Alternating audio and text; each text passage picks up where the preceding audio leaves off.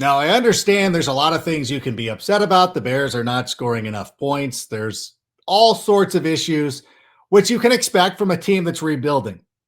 What I was not ready for was logging onto Twitter the other day. Was it Wednesday?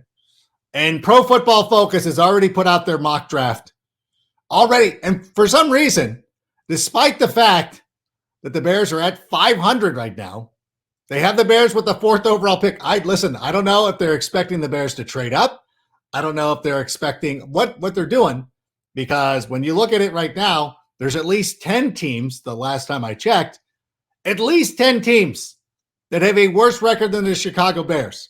And you can be like, well, this team's terrible, they're not going to win. Or perhaps they've played their worst stretch of football of the entire year and came out of it 500.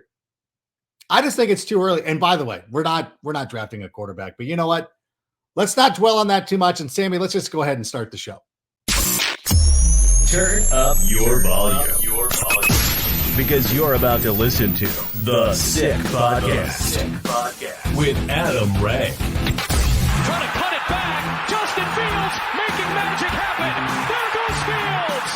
Touchdown. The sickest Chicago Bears and fantasy football podcast. Brought to you by Underdog Fantasy and Air Pura. Sports entertainment like no other.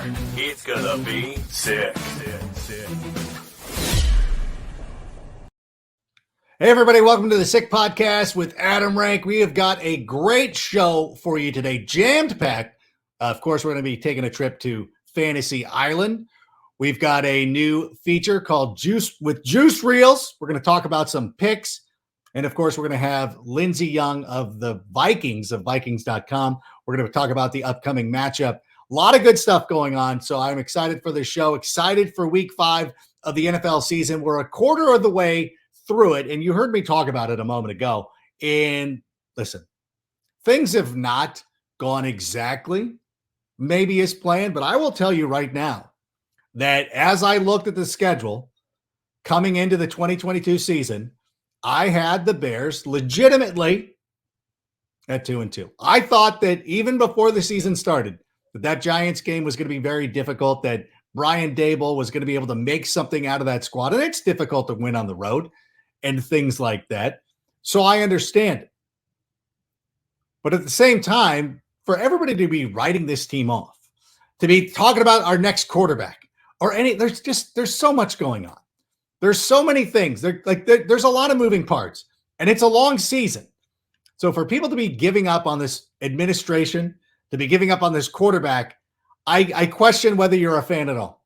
I really do. I understand you're a pessimistic person. We've been living through a lot of this over the last decade or so. But at some point, you got to let the guys go out there and do what they are going to do. And by the way, I do want to thank everybody who's joining us on AM 1530 WCKG, the Chicago home of the Sick Podcast, every Friday afternoon. You can listen to the Sick Podcast on AM 1530 WCKG at 2 p.m. Central, followed immediately by the No Name Pod with Olin Kreutz and Jason McKee, a cover 2 of Bears coverage like no other. And of course, they'll be breaking down this intriguing contest with the Minnesota Vikings, who were very impressive in week 4 in their victory over at Tottenham Hotspur Stadium. And before we clean the air with the Vikings and their tremendous beat writer, let's talk about the air. We spend 90% of our time indoors, and indoor air can be 5 times dirtier than air outside. An air purifier can remove tobacco smoke, odors, VOCs, mold, wildfire smoke, chemicals, viruses that you're breathing. The kids go to school, they bring those home. Well, an air purifier from Air Pura can help rectify that for you. And right now, if you use the code 67, you will get 7% off your purchase at airpura.com. I've got one for my family. We love it. It has become a welcome addition to the family. So we appreciate that. And we appreciate our fine sponsors at Air Pura, Air Purifier. But right now, it is time, ladies and gentlemen, to look ahead to week 5. And it's time for Ranks Rivals.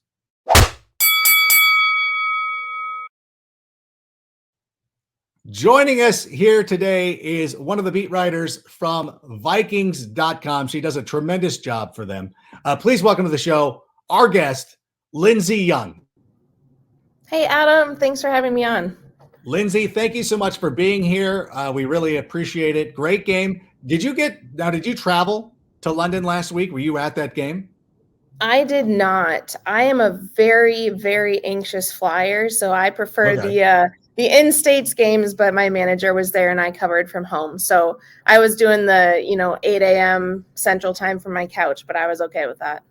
How was it getting up at 8 a.m.? Because I know I live on the West Coast, and it's been a part of my life for as long as I can remember, getting up for football games that start at 10 a.m. How was that adjustment like for you? I actually liked it. I kind of liked having the morning football. I do run like an in-game blog though. And so we started that at 7 a.m. So that like getting up and starting that a little bit, I was a little bit nervous about sleeping through my alarm on a Sunday morning, but honestly, I kind of liked the morning football. I'm all about the noon games. So going a few hours earlier was no big deal for me. Yeah. You know what? It is, it's a nice way to start your day. I can't imagine having to sit there and wait for a full day for it to get started. And Exactly. What do you do? What do you do with your morning? I can't even imagine, but it was fun. It was a good game. And the Vikings have started off 3-1. And to me, despite the fact that you went out there, you blew out the Green Bay Packers, you get the feeling that the Vikings are kind of flying under the radar, despite the fact that they're 3-1. Yeah, I think so. And I think, part of it, you mentioned the week one. We had a great game against the Packers, really came out firing on all cylinders at home, was a super exciting start to the season. I think that our, two of our three wins have been really kind of scrappy, sort of come from behind, up and down, messy wins, if you will. But a win is a win, as we all know in the NFL. And I think the biggest thing about this team is that they've shown resiliency and that they've shown how to like finish a game. So they've played really well at the end of the first half and at the end of the game. And I think that's helped them to be 3-1. Of course, when we went to Philly, we had a pretty disappointing performance there against the Eagles. Was really looking forward to seeing though how the team bounced back that next week against Detroit. And they definitely did. So I'm really excited about this team. I think, they've been very upfront about saying, hey, we need to clean this up. Like we can't play every game like this. But I think just kind of the resiliency and the energy that this team has is really encouraging. Yeah, encouraging for you, not so much for the Bears fans. Because That's fair. As you said, though, I mean, the one loss is to the team that the only undefeated team in the NFL. So it's not like you lost to some scrub team. You're winning the games that you're supposed to win, whether you win ugly or not.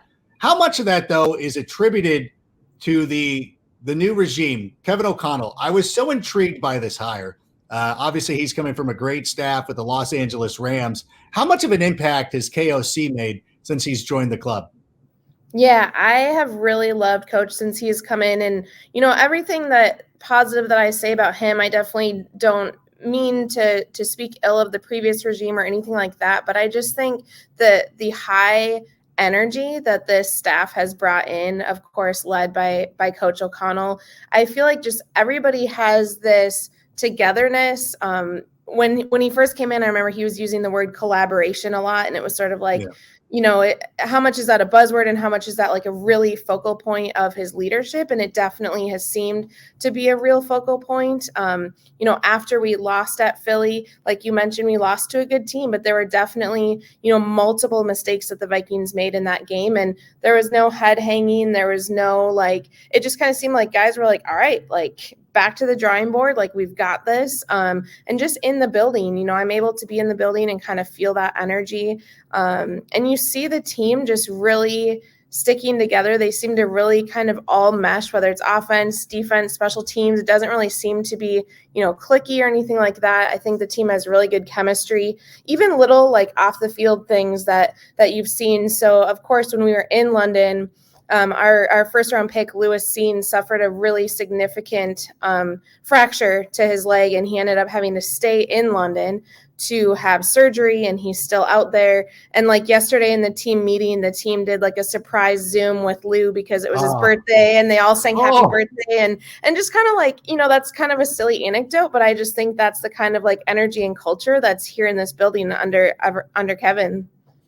That's not a silly anecdote at all. That's the kind of heartwarming stuff that, that it goes beyond like being rivals and things like that. Because you do worry about a young man who, I don't know how much he's traveled abroad, but the fact that he gets injured and he has to stay in a foreign country, and for you guys to go out there and bring him in, especially be missing his birthday. I didn't realize it was his birthday. And I don't know. I don't know if it's because I'm a parent, but I'm like thinking about it. Like I'm heartbroken. That poor young man, but I'm glad that you were able to cheer him up a little bit. And that, what and again, I don't want this to come off as like I'm bashing the old regime, but watching the Vikings, and this is a team that we see twice a year. I would say that in previous seasons, you might not be 3-1 because you just mentioned they're finding ways to win, and it's annoying. I don't like this side of Kirk Cousins. But it's been fun to watch Kirk Cousins develop. Has there been a difference with him? Because I don't know what it is, but I feel like he's been playing, even though it doesn't, like if you're a fantasy manager, you might not think that it's gone that way. But I feel like he's a different quarterback in a way, and I feel like he's playing a lot better. Yeah, he's playing super well. We've kind of always joked that Kirk has always had like really awesome stats in the month of October, it seems like, kind of give or take. But he played so well in the first 4 games. And with the exception, I guess, again, of Philly making some mistakes there, some things that he kind of forced and talked about after the game and took ownership for those things. But I think his confidence level is really, really high. I just saw something actually this morning, I think from PFF, that said that he's the most accurate quarterback in throwing past the sticks so far through the first 4 games of the season. And I think he's really doing a good job at spreading the ball around. There's been 10 different players to catch a pass from Kirk so far. And I think to your point too, Adam, it's like last year and even the year before, this team was really struggling to close out games. Like the final 2 minutes of the first half was really rough in many, many games for us. And now it's kind of flipped and it seems like the opposite. And so I just think that Kirk's confidence, he continues to just build chemistry, of course, with Justin Jefferson. Adam Thielen is nothing new. I think he's got a lot of chemistry with KJ as well. So I think that combined with Coach O'Connell's offense and just their familiarity with each other too, having overlapped in Washington earlier in their careers and then being back together in Minnesota. I just think it's been a win-win for coach and quarterback. Yeah, it's been really beneficial too, because even though Kevin O'Connell comes in, like it's the same system that he's been running throughout his career. So I think that's a huge benefit. And I'm also saying that for the people who are freaking out about Justin Fields, who's learning his 3rd offense in 3 years. But I really do. I hesitate to say enjoy. No, I'm kidding, because I like to make fun of Kirk Cousins because he's on a rival team. Like it's nothing personal. Like I think he's a decent human being. And so, but I noticed that what you're talking about, where at the end of the Saints game, I think that a year ago, I might have been like, Vikings are losing this. No problem. I actually now have that presence of mind of like, I feel like the Vikings win these. Like I just was saying, I'm like, oh, the Vikings are going to win. They're going to pull this out. Like it feels like a different feeling, but from an outsider, it just feels like, oh, this feels different because this Vikings team just feels different. Yeah, it does. And like, I think you can kind of point to all 3 phases. Like even we were just talking yesterday here, kind of among the reporters here, about the special teams unit. And like, we have a new special teams coordinator, Matt Daniels, but like that guy talks at a press conference and like makes me believe that I can go out and play special teams. And believe me, I cannot. But like the energy that he gives these guys and just like the spark even that unit causes, I think everything is working together. And that's what's been so key. No, it's been huge. You mentioned Justin Jefferson, who had a tremendous game over there against the New Orleans Saints. A little bit, I mean, not a surprise because he's probably if he's not the best receiver in the game, it's a top 3 situation, but he was still going up against Marshawn Lattimore. How did that happen? I'm believe me, as a fantasy manager who has plenty of Justin Jefferson, I'm very enthused by this. But man, is he the best receiver in the game right now? I mean, I think I think to your point, I mean, I'm going to go with top number one, definitely in the top three. And I think what makes him so special is like every team is going to cover him a little bit differently. And he had a really quiet week 2 and 3. But whenever this guy gets into one-on-one situations, like I'm going to take him 9 times out of 10. And like that is no slight on Marshawn Lattimore because he's one of the best in the league. But I just think that Justin has that ability to create separation. He has the speed, the hands, like he kind of just has it all. And that was really great, I think, for him to just see him have a big game at London after, like I said, having a quiet couple weeks. I'm excited to see him this Sunday at home. I was just looking up. It's interesting, like he has exactly 112 catches on the road and in home games, which is weird that it's exactly the same, but he has 15 touchdowns at home and 4 on the road. So like Justin just seems to do extremely well with the home environment, US Bank Stadium. And so happy to be back in Minnesota this week for sure. Yeah, and it's a wonderful facility too, as much as it pains me to say. And for anybody, by the way, anybody who's apprehensive on moving to Arlington Heights, I just say you take a trip up to Minnesota. You'll be like, yeah, we should move because it's a gorgeous stadium, and I suggest everybody make a road trip. It's not that far. Go out there and do it. But Justin Jefferson been amazing. Dalvin Cook though has been a little bit inconsistent. The Bears are one of the defenses that have been very generous to opposing running backs. Can we expect to see a healthy dose of Dalvin Cook this week? I hope so. I mean, I think this is the type of game where you have to take advantage of that and get him going and have one of those big games. I mean, I think for Dalvin, like he's been really close to breaking some big ones, but we haven't had any. I think the longest run we've had so far has been like 17 yards. So we haven't had any of those huge explosive runs. He was just about ready to hit one against the Saints and got tripped up by the linebacker there, but he also, he was injured against Detroit and then came back and played against the Saints. He's kind of dealt with that shoulder off and on through the years and looked really good against New Orleans. So I'm hoping that against this Bears defense that has allowed like 180 rushing games, I think 183 rushing yards per game. Like if this isn't the game to get the run game going, then when is? So I definitely think that there's going to be a lot of eyes on Dalvin, and I know from a fantasy standpoint and stuff too, but definitely looking for him to have a big game. Every time you see that graphic, I believe it's 1 touchdown in his last 7 games, and I'm like, stop showing that because the 3 touchdown game is just going to happen, and it's not at some point. It's going to hopefully not this week, but again, as you said, if not now, when? But you know what? This Vikings team has a variety of different ways to beat you. We've seen Adam Thielen play very, very well. Irv Smith though. And I want to go back real quick. We were talking about Kirk Cousins not necessarily playing well in that Monday night game against the Eagles. Darius Slay obviously had a big game. But you know what? That game looks a little different if Irv Smith catches what looked like a sure touchdown. He's a very talented player. He's awesome. He's a great player. How close is he to getting it going? Because I feel like he's another one of those guys. And it's frightening because the Vikings are 3-1, and we're talking about when's Dalvin Cook going to get it going? When's Irv Smith going to get it going? But when is he going to get it going? I mean, I think that's a super fair question, and I've kind of been like waiting for that too, just for him to go over that edge. I mean, it really sucked because going into last season during the preseason, like it just looked like he was going to have this tremendous season. And then he ends up getting hurt, having to have surgery, being out all last year, and then getting that thumb injury during training camp, I believe it was this year. And it's just like when is he going to kind of catch a break and be able to get into a rhythm? So for me, it's been really good just to see him back out on the field. But, you're right. He had that drop at Philly, and there were a few other drops that night too. So it definitely was not all on Kirk by any means. But I'm hoping that he can just kind of get into a groove because it feels like that's what hasn't happened yet. It's sort of here and there. He's maybe come up with a catch. I don't know if that's just still kind of knocking the rust off from being out last season. I certainly think it could be. But looking forward to seeing him hopefully do some big things soon. Yes. After this week, whatever he wants to do, he can go crazy. He strikes me as one of those guys too.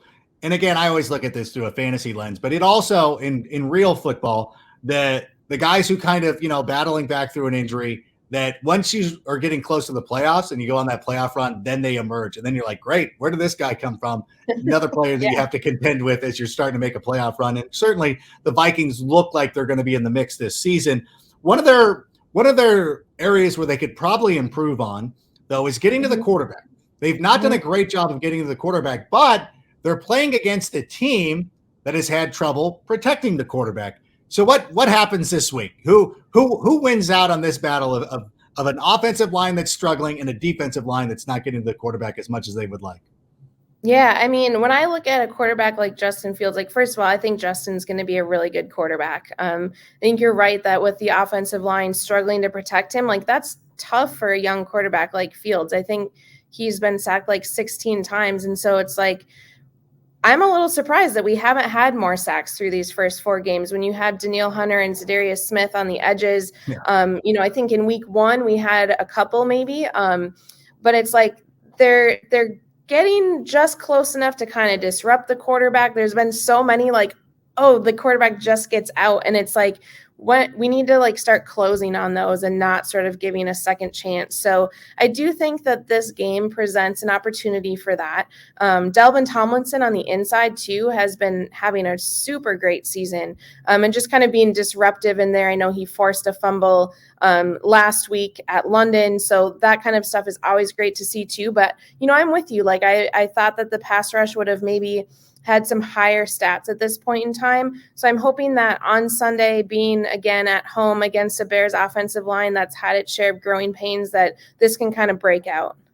Yeah, both fan bases are like, oh, this is where we'll be able to get our quarterback protected. Vikings are like, we'll get our quarterbacks and we'll see what happens there.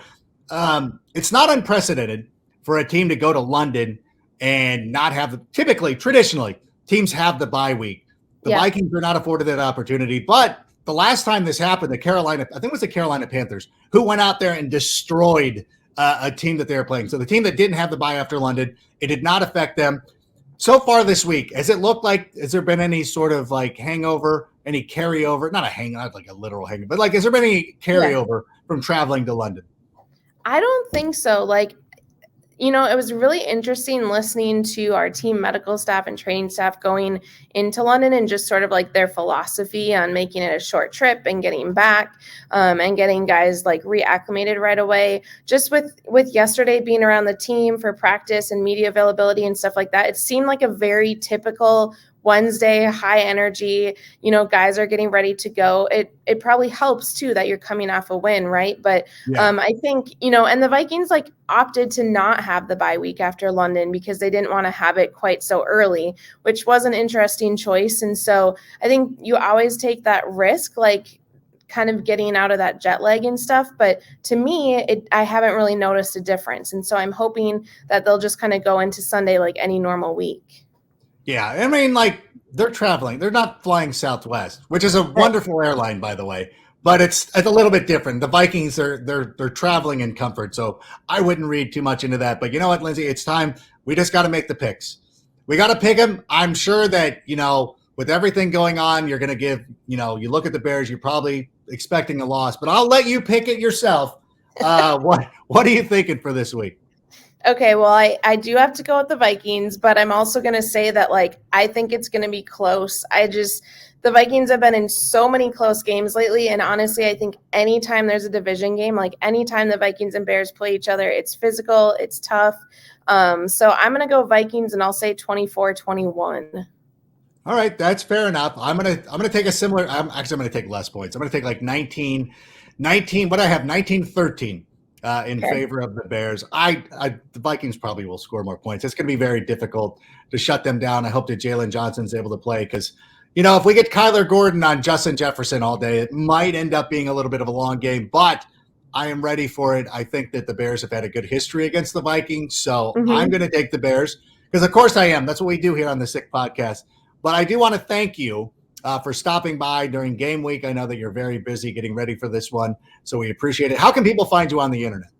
Yeah, absolutely. I appreciate it so much. This was really fun. So if you want to follow me on Twitter, I'm just at Lindsay MN Sports, and that's Lindsay with an E. But love to connect with fans of all teams and just kind of keep a pulse on the league.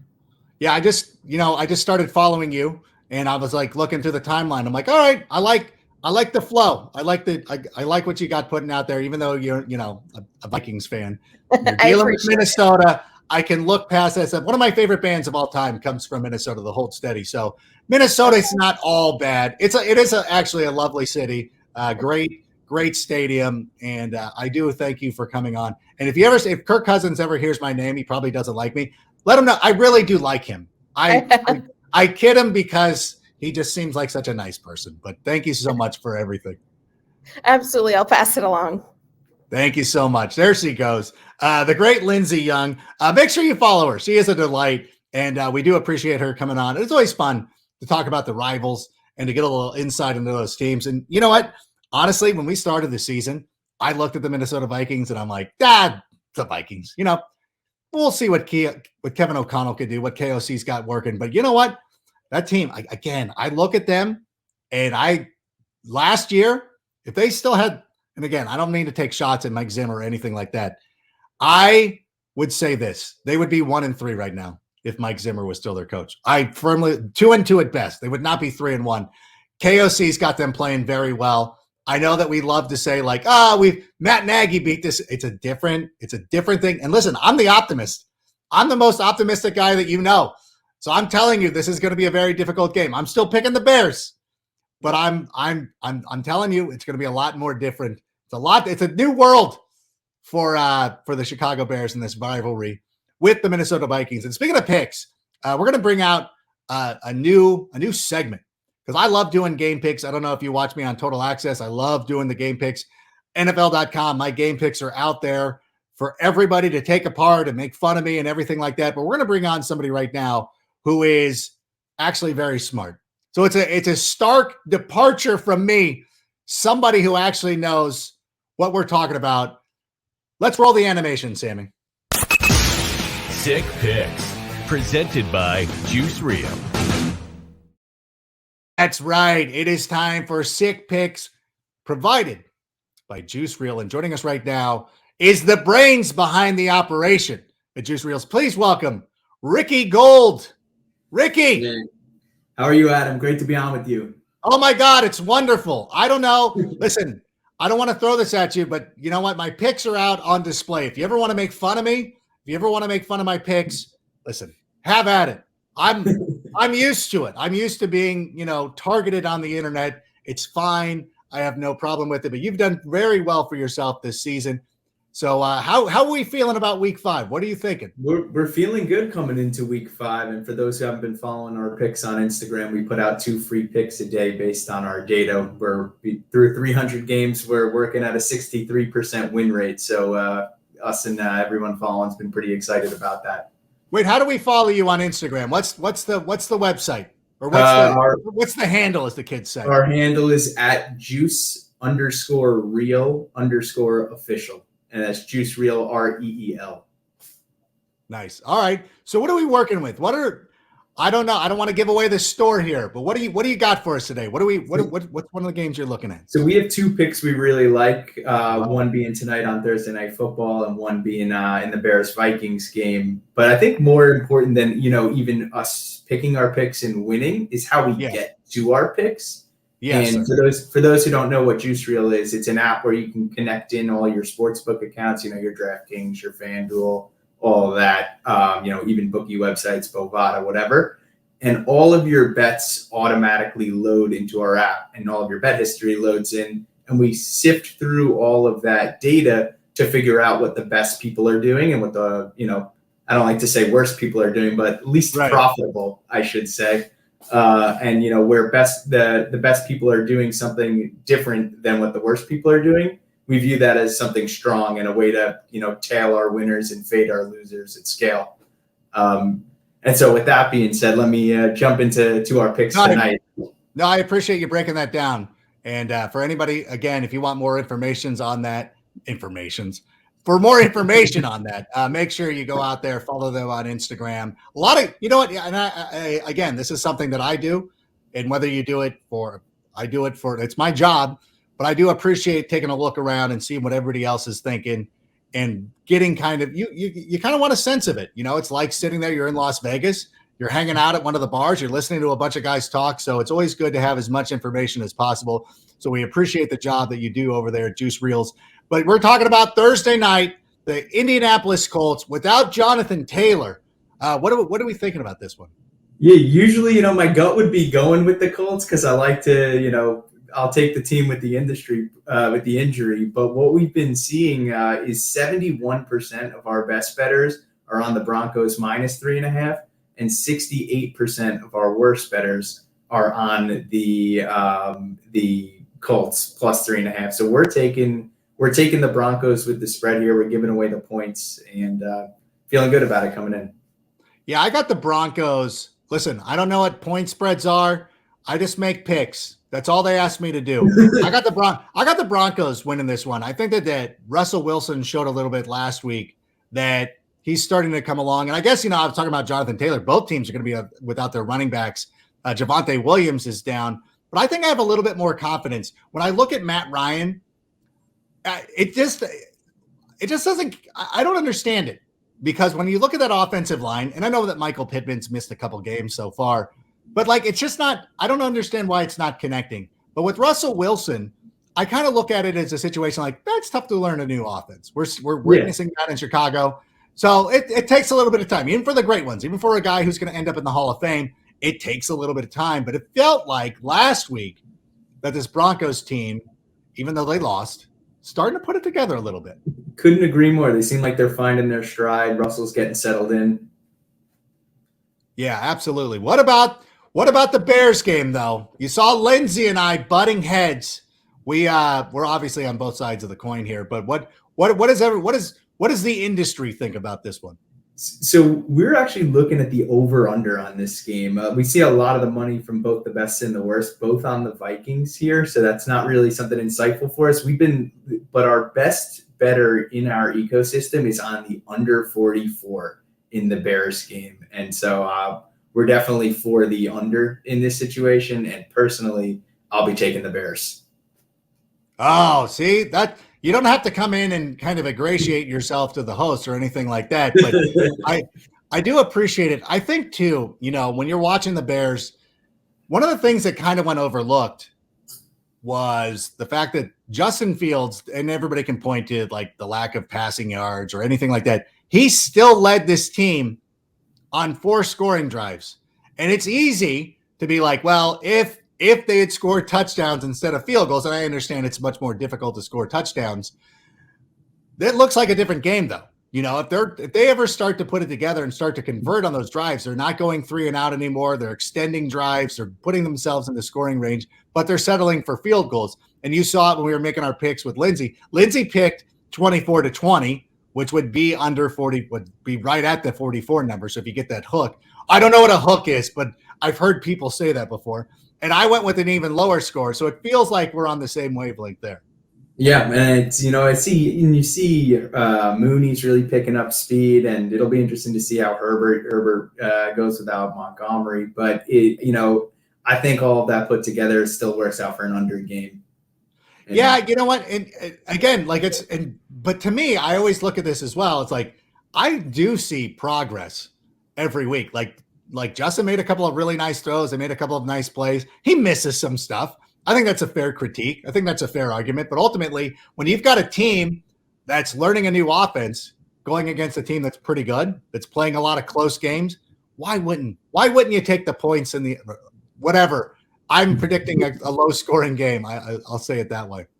Couldn't agree more.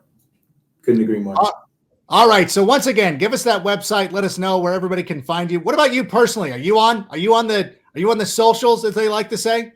No, personally, I'm pretty off the grid, but I do run the Instagram account at juice_real_official. And more importantly than our Instagram is our app, Juice Reel. That's Juice REEL. But yeah, personally, not as much of a social media guy, but I love managing the Juice Reel Instagram account. Well, you know what? I will tell you that looking at the Juice Reel app, not only is it applicable for, if you do a lot of in-game wagering or anything like that, but personally, when I'm researching stuff, it's good to know Like, I want to know. I want to know what the industry, I want to know what people are thinking. I know what I think, but I'm also very interested in finding out what people around the world, around the country, whatever, are thinking about NFL games. And it's very enlightening. So thank you so much for sharing that information with us today, Ricky. We really appreciate it. Gladly. And thank you for having me. Thank you for everything you do for the NFL. Oh, you're too kind. And we'll look forward to talking to you next week. And again, for everybody, go find the app, download it. You won't be disappointed. Thanks again. Thank you. All right, there he goes, the great Ricky Gold. And if you want a little bit more insight about the world, what the world is thinking, sometimes it's good. Sometimes you want to know. You want to get that little insight. You want to get that little edge. You're always trying to find a way to get better. And that is one of the things that Juice Reels will do for you. And speaking of getting better, and I'm going to go back to that. And I'm going to go back to talking about Justin Fields and everything that's been going on. And you know what? And our friend Clay Harbor was on Twitter today talking about, the difference between the Jacksonville Jaguars, who hired Doug Peterson and brought in a number of different offensive players to put around second-year quarterback Trevor Lawrence, which I get that. And I understand that we hired a defensive coordinator and people are ready to give up. They're already disillusioned. But you have to remember, a number of years ago, and I could use the Mark Trestman example, but we could just go back as recently as Matt Nagy. Hiring an offensive-minded coach does not always translate to great offensive production. Now, Doug Peterson was a little bit different. He's a Super Bowl winner. He's proven in this league. He's a proven head coach. That's fair. That is definitely fair. But at the same time, there's something to be said about hiring a guy who's got a defensive-minded approach, somebody who is a football coach who loves ball.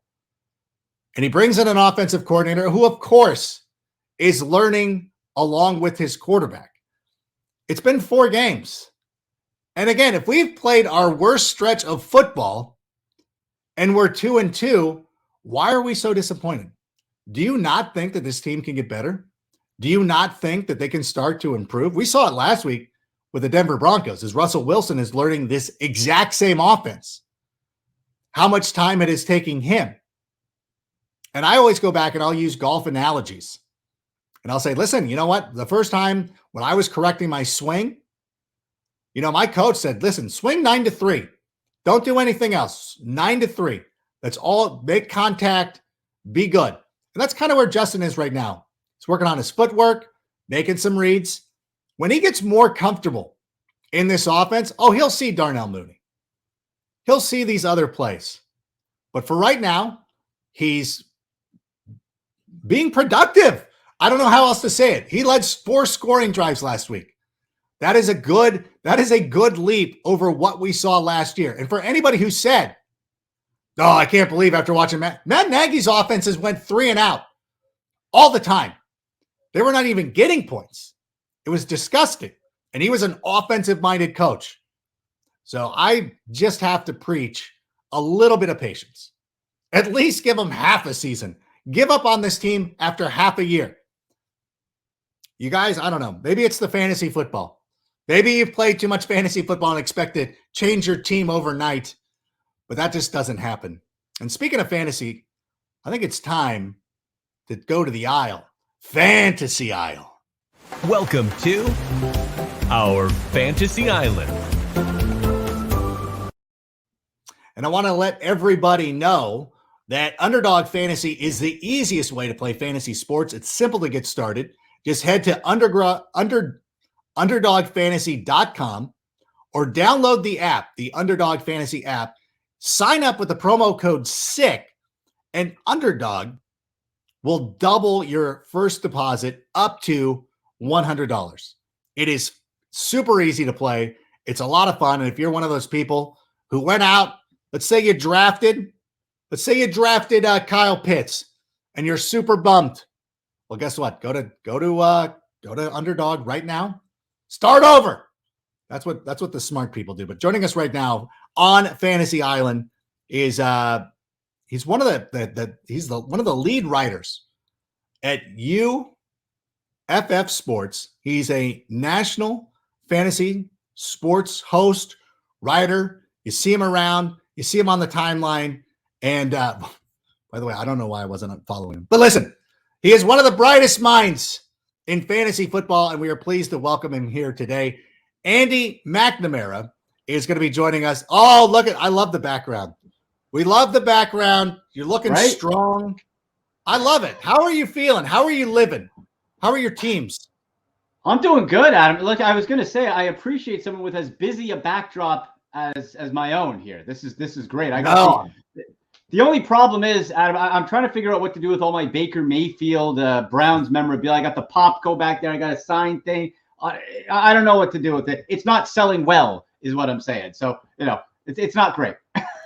Well, if you can see over the first three bobbleheads I have, one's Rex Grossman, Urlacher, that's a good one, and then you have Cutler. So as somebody who roots for a team that the quarterback position has been a sore spot, I think you just got to hold on to it and embrace it. And I think it's too raw for you right now to embrace Baker Mayfield. 10 years down the road, you'll look back fondly, like, oh, Baker was fun. Hopefully you've had a lot of success and you'll be like, oh, it's great. Or you'll go around and you'll wear a Baker Mayfield jersey. People are like, I remember that guy. So it's a lot of fun. What do we got going on? You know what? I was on Good Morning Football Thursday, depending on when you're listening to this. Yeah. I like Amari Cooper this week. How are we feeling about him? I saw the segment. Absolutely loved it. The Clint Eastwood voice. Spot on, by the way. Phenomenal. Thank you. Phenomenal. Thank you. I wasn't fishing. I didn't know. I was taking a risk. Listen, you got to own it, right? You just got to own it, believe it, and you killed it. Amari Cooper and David Njoku, who I know you liked as well. Those are two guys that are interesting in this Browns offense because you have a ceiling cap with Jacoby Brissett at quarterback. You do. Plus, the offense is built around, of course, Nick Chubb and Kareem Hunt. But we have seen Cooper and Njoku pop.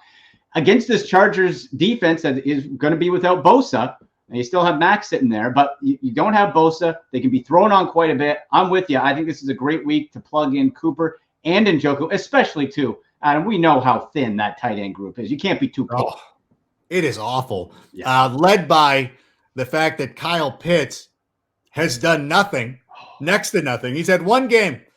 I retweeted somebody yesterday who was like, you know what? Like, you have to play him. There's no other choice that you have at this point other than to play Kyle Pitts. You're probably going to end up winning 3 games. What do we do? What do we do with him?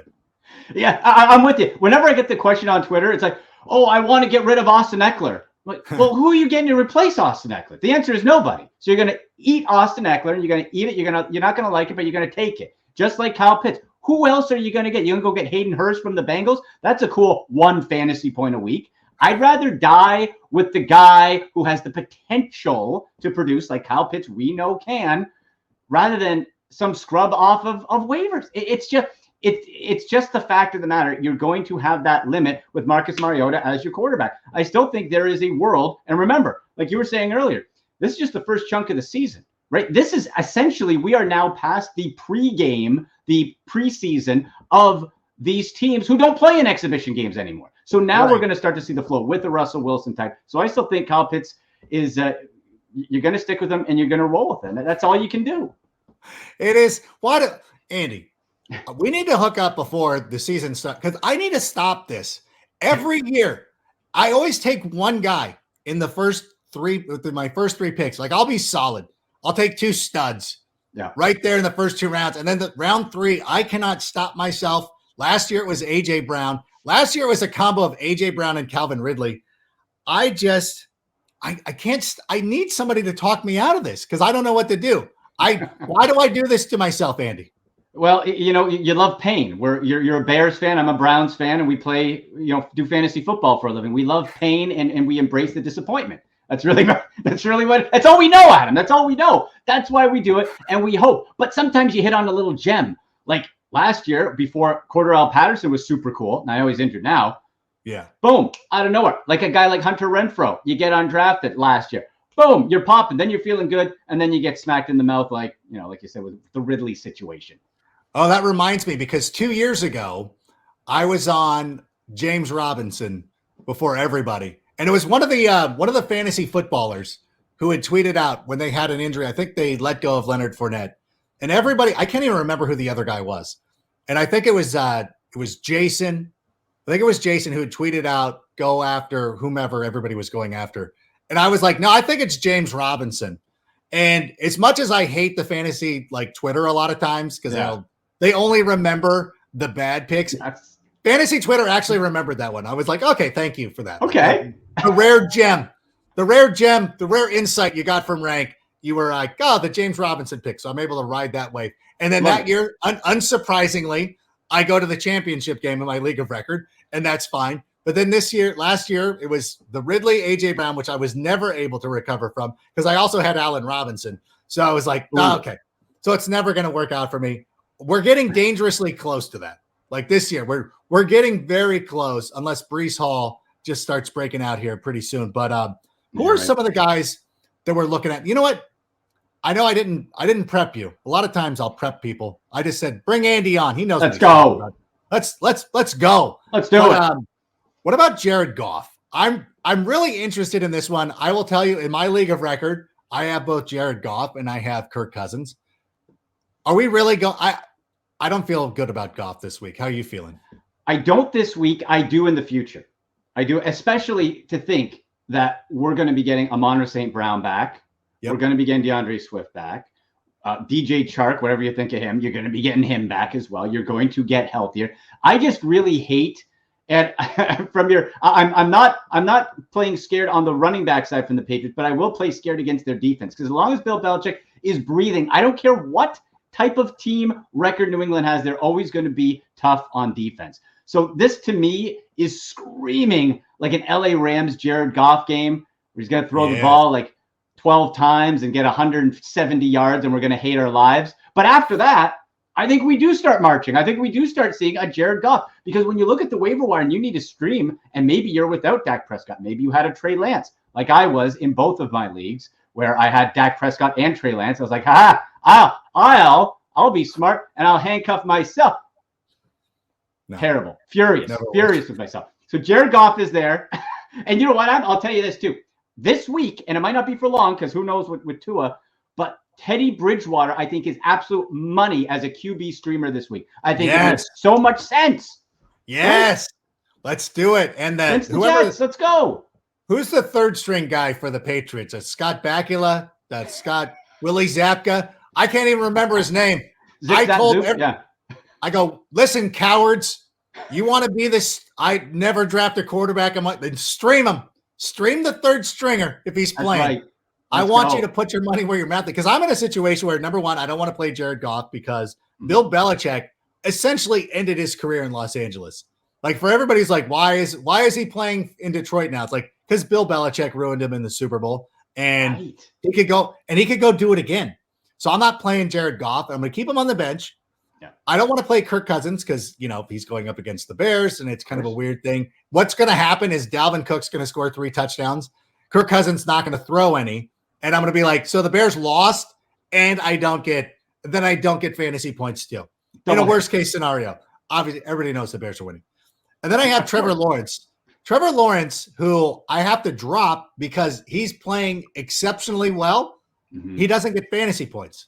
And you're like, there's got to be a system to where I don't know if you can make it like team wins or something, but it's like I want to start rewarding the quarterbacks who play well but don't win over the Jared Goffs of the world. Like if you lose a game, you lose 5 points. You win a game, you get 5 points, just to even it out.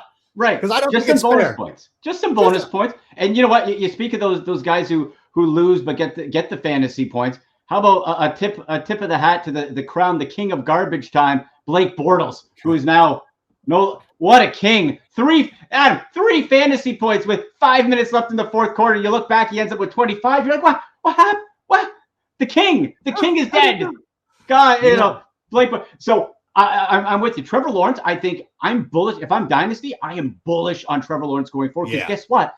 He's been deprogrammed now from the Urban Meyer disaster by a, great head coach and offensive mind and quarterback whisperer who used to do it. So Trevor Lawrence, long-term, I like. He's one of those guys, Adam, that he makes himself, I don't feel is consistently fantasy relevant, but he makes the pieces around him fantasy relevant. Christian Kirk, Robinson, of course, you were talking about. That's about it for Jacksonville. But a guy like Derek Carr in the past, he can feed, he can deliver, but maybe you don't want to go with it himself. So I'm with you. I would try to avoid maybe Trevor Lawrence this week, but I'll go back to it. And I've been pounding the drum, and he's probably going to do nothing this week. But damn it, I want Teddy Bridgewater in my life, Adam. I want him in my life.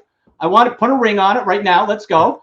And I want him with Tyreek Hill, Jalen Waddle, Mike Gesicki against the Jets, who've given up the most fantasy points to quarterbacks this year. It's making too much sense. You know what? I'm doing it. My league of record. I'm going to do it. You know what? I'm going to talk about it on Fantasy Live and not give you credit. That's what I do. That's what I do. You're a good fantasy man. I take it all, and I don't acknowledge anybody. Unless you miss. And that's like that bum Andy told me. That bum. Oh, I hang out our researcher, Matt Okada. I hang him out to dry all the time. If ever, it's never me. It's Okada getting in my ear, disrupting my train of thought is Classic what makes Okada. everything. Classic Oh, Okada. God, he's how dare he? All kidding aside, he does a great job. But that's the last time I'm just teasing. I really appreciate that. I'm really gonna play Teddy Bridgewater. I think if I'm in a league where I kind of like, we all have leagues where we're like, we entered a charity league and we're like, okay, fine, I'll play. That's where I go and pick up the Patriots third stringer and put him in. Because if it hits, then everybody's like, oh God, like Andy, like Adam, like these guys are geniuses. That's why they get paid the big bucks. It's like, no, I don't care as much, and I can kind of just go out there and do this. But the Bridgewater, but I'm telling the Bridgewater one is I firmly believe that. Yeah. I firmly believe that. I'm with you. No, he's a capable quarterback. He is. Here's the thing, and I like that too, because the charity side, if it hits in that league, you can also put yourself over of like, by the way, I'm giving to sad children who need food. Just not a big deal. Don't like to say it. Whatever, and you look good. But to Teddy Bridgewater, let's look at it. This isn't, like you said, the third Billy Zippy Zap coming off the bench. This is a guy who's done it in the league. Spot starter with the Saints, with the Panthers. He has been able to step in, and I would argue one of the best backup options who can come in and distribute the ball. If you're streaming a guy, what are we really looking at? What's a successful week? High teens in the fantasy points? I can see Teddy Bridgewater doing that against the Jets.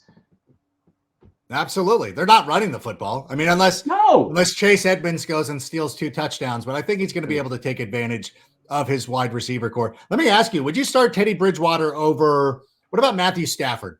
I think that's kind of an easy question, but I think some people might be wondering what to do with Matthew Stafford. Would you go with Teddy B? Yeah, I've been getting the Stafford question too. And here's the difference here. And not that Teddy is going to be, rushing for 100 yards, but he can be a little slippery. Guys like Adam Stafford, Matt Ryan, and even Tom Brady at this point, if they're not throwing 300 to 350 passing yards and 3 or 4 touchdowns, it's going to be a bad fantasy day. Matt Stafford is a statue, cement foot. He's not moving. The offense is stuck. It's not doing anything. And he's turning the ball over a ton. 2 games in a row without a passing touchdown for Matt Stafford. You might as well leave the slot blank. Like, absolutely, I would go Teddy Bridgewater this week, and I'd probably put him over. I was trying to ride out the Carson Wentz train after his hot start, and I gave him a couple extra. I'm like, I'm done with Carson. It was a bit of a fool's gold, but I put Teddy over Stafford for sure.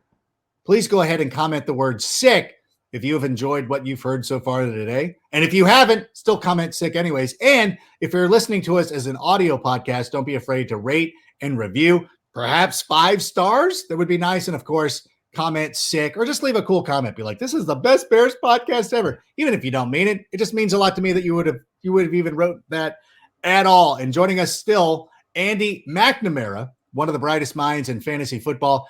Glad to have you on. This has been a lot of fun. I did want to ask you, though, because you mentioned the being afraid of Patriots running backs. I think that this is a great week for Patriots running backs. How about you? Yeah, I'm totally with you. And here's the thing, and it's kind of goes hand in hand with the allure, the Macho Man hands. We're getting ready. Yeah. You know what? Honestly, quick side note, I thought on Good Morning Football that you were snapping it to a Slim Jim. I thought that was instead of the pretzel. I was like, that's a Slim Jim. No, pretzel. Oh yeah. Yeah, I thought it was, but healthier option. It's kind of that specter of like, okay, Bill Belichick just knows and he's going to outthink everybody. And the running backs, we've seen such weird scenarios over the years where you think it's one guy and then some dude comes off the practice squad Sunday at 10 a.m. You're like, what? Who's that guy? And he goes for 100 yards. I don't think this is the case. We saw 2 consecutive weeks, both Ramondre Stevenson and Damian Harris, who can eat. And this week, if I'm feeling bold, maybe more like you said, maybe in the charity league, maybe in the DFS, whatever, I would feel fine playing Damian Harris as my RB2 and Stevenson in my flex. I think it could come be on. that good. Let's go. That good. Come well, on. The Lions have allowed 8 rushing touchdowns in their last 4 games, which I think is significant. Yeah. And Damian Harris continues to be very good. I feel bad because I had to let go of Ramondre Stevenson prematurely because it was a rare league where I actually drafted well at the running back position and I needed to pick up a wide receiver, and it was George Pickens. So I'm like, okay. So hopefully that pans out. What do we think about the Pittsburgh situation? Kenny Pickett coming in. Now, it's not an ideal situation to be starting against the Buffalo Bills. Yeah. But what do we think about Kenny Pickett? Is this better? It's such a small sample size of 1/2. But do we think that George Pickens is going to end up being the guy there? I think long term he should be. We've seen the flashes of talent. Now, the trouble to me always is this, Adam, when you have a guy come in and, Pickett didn't end up winning the game for Pittsburgh, but look good coming in. Much different situation when a team isn't prepping for you. It's like, surprise, here's Kenny Pickett. You're like, But now the Buffalo Bills, who are also really good, get to prepare for a rookie who has, the small hands, whatever, the fumbles, whatever you want to say, potentially. And it's like, okay, well, you got the Bills who are awesome and mad, and you have a rookie quarterback. I'm feeling, if I'm looking at Pittsburgh, I'm looking at Najee Harris, because if you're smart, you're short tossing it, getting it out of your hand as quick as possible to Najee Harris. You're handing it off to Najee Harris, even behind the Pittsburgh line, which isn't great. So after that, here's the other thing too, Adam, that I try to figure out. All right, you have Mitch Trubisky, think of him what you will. We at least knew who he was distributing the ball to. That's With true. Kenny Pickett, now we don't know. Quite often we see, and I'll go back to Baker Mayfield when he first came in, he was hitting up Hollywood Rashard Higgins. People are like, who's this guy? Well, it's because he was practicing with the 2s and 3s, so that's his comfort zone. So who's Kenny comfortable with? That's what we got to find out. So that's why I'm trying to fade this week on Pittsburgh receivers. I'll stick with the running back that they should try to feed. Wow. That is the exact opposite of what I said on Fantasy Life yesterday. Well, but again, that was Wednesday's show. We're still working through the process. Right. Exactly. But this is what we do. I kind of didn't like Najee as much because I thought that Ben Roethlisberger leaned on him a lot last year. But then I get what you're saying too. And it depends on, like, what is Kenny Pickett going to try to do? Like, is he going to try to stretch the field? Because that's something that Ben Roethlisberger couldn't do last year. Gosh, I don't know. That's the tricky part. That's what we don't know. Everybody. That's what we don't know in this first start. Because again, you came in half. He's loose. He wasn't expected to go in. He's like, okay. How many times have we seen a guy come in partway through a game? You're like, all right. And then the next game, team preps for him, especially a good team, and he stinks. Now, I don't think he's going to stink, but I'm just not necessarily comfortable with, okay, is it going to be Pickens? Is it going to be Johnson? Who's the guy? I do think, though, even though the yards per carry are down and what we don't necessarily want out of Najee Harris, I just feel that's like the safest option, at least until we see what Pickett can do. Yeah. I mean, we could see a scenario too where they're just like, we don't care. We're gonna drop back. We're gonna rush 4. We don't feel like we have to go that heavy against the quarterback, that we could lure him into mistakes, which could open it up. Oh man, we'll talk ourselves in circles. I know. So whatever member of the Pittsburgh, like, you can make a case for either guy. And I know that we're not solving anything here, but we're just trying to work through it. So this is one of the confusing things when you have these new quarterbacks coming in, is trying to figure it out, because both these scenarios that we've both laid out, 2 rational human beings who know fantasy football have come up with 2 extremely opposite conclusions. One of us hopefully will be right at some point. Right. What about, real quick though, Geno Smith was a player who I loved last week. Are we playing him this week? Boy, what a world that we're asking this question. Like, this is our reality. Adam, I was getting on Twitter questions, Geno Smith or Tom Brady. I'm like, I don't want to be here. I don't want to be in this reality. And the simulation. It's a simulation. Can we kick out of this? Come on, no. You know what? I think Geno Smith against the Saints, I don't want a part of. Similar to the same reason for Jared Goff. I think we can see a path where Geno Smith, who, to his credit, has popped way more than I thought he was going to this year. Totally. But that Saints defense is still, they're not the Saints of old, but they're still real good. I want to avoid Geno Smith if I can this week and circle back to him. I'm not against having him on my bench and no, not at all. No, okay. We're close on everything. We feel the same way about Goff, Stafford, Geno. the Patriots running backs. These are all the hot button issues, I think. And then Pittsburgh's where we're divided. One of us is going to be correct. One of us is going to be toxic next week. Be like, I told you all. But all listen. And all Teddy Bridgewater. Oh, and all over it. I'm in. Teddy. You brought me into that one. I will defer. If that one hits, that's yours. That's not me. I followed along on your advice. But let everybody know where they can find you. If they have more questions, where can they hit you up? Yeah, thank you very much. Yeah, on Twitter, I'm very active on there, at AndyMC81. Use hashtag AskAndy because I'm dumb and I can just search that and all the questions can come in. And check out what we're doing in the professional fantasy sports, UFAFL, Ultimate Fantasy American Football League, UFAsports.com/UFAFL. A lot of fun over there too.